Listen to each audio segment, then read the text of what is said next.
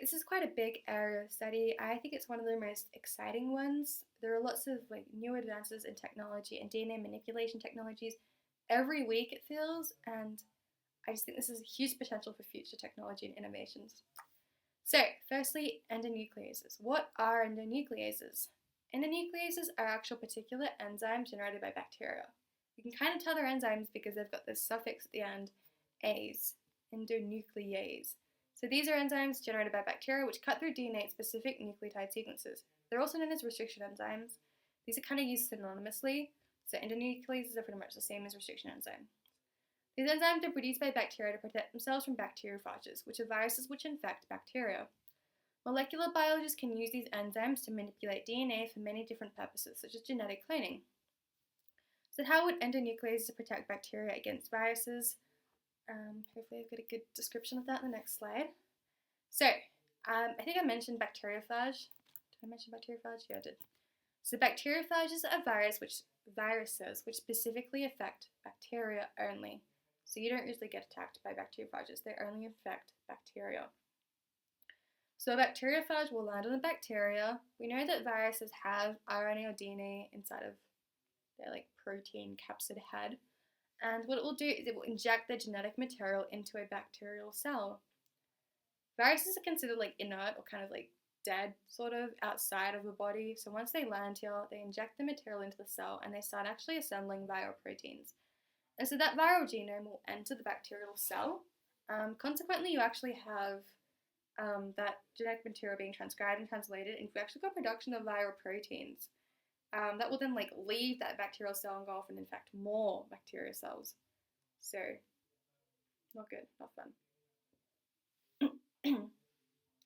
You can see that the bacterial genome in this picture is blue and the viral genome is green. So what happens is that viral genome injects itself into the cell, it infects the bacteria, hijacks its mechanisms, hijacks its ribosomes, and makes viral proteins, and kind of just disturbs the body, the bacterial body, right? But bacteria have a special kind of defense mechanism. So bacteria are single-celled, remember? They are prokaryotes, so unicellular organisms. They they are single-celled organisms. They only have one cell. What was I going to say? Oh, okay, sorry, I remember now. They don't have advanced like immune systems like us. So we've got really advanced immune systems. We're going to be talking about antibodies and things later on in the year, and we'll get to that. It's a really exciting area of study. But right now we're just looking at bacterial immune systems, and they don't really have a whole immune system per se. But what they do have is some molecular scissors present. And so what happens is that viral genome will get into the cell, and bacteria will get sick and suffer. But what they will do is they'll actually take a copy of this viral genome, and they actually store it in their own genome to remember it later on. And so the next time this bacteriophage comes back and reinfects the bacterial cell, the bacteria goes, hey, I remember you. I took a copy of you a while ago. Let me like go check my nucleus. Sorry, not my nucleus, my, I guess you call it like a nucleus, but let me go check my genetic material and see if I've got a copy of you. And they go, yeah, you're familiar. And so what they do is they recognize that invader, that invading virus. And they actually kind of release a bunch of endonucleases. And these endonucleases are pretty much molecular scissors which go off and cut up that viral genome. And so bacteria, the first time it gets sick, it suffers, it gets infected again, and it remembers this virus. And so it actually releases its endonucleases and goes off and cuts up that viral genome. And this will actually render it like dysfunctional, like it can't actually go and, be transcribed and translated and make viral proteins. And so it's kind of like a really rudimentary immune system in the bacteria.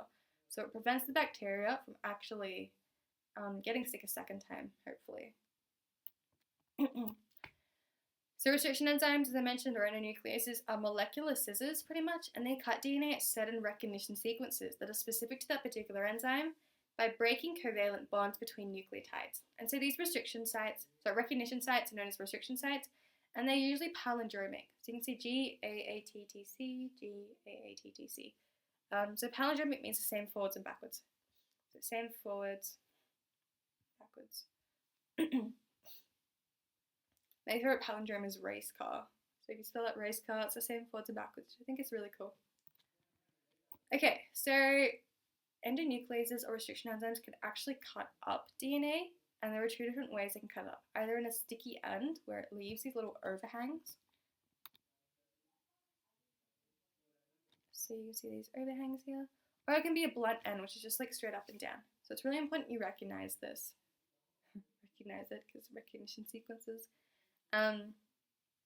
Yep. You don't have to memorize any of these at all. Just kind of knowing that there are many different restriction sites conducted by different enzymes.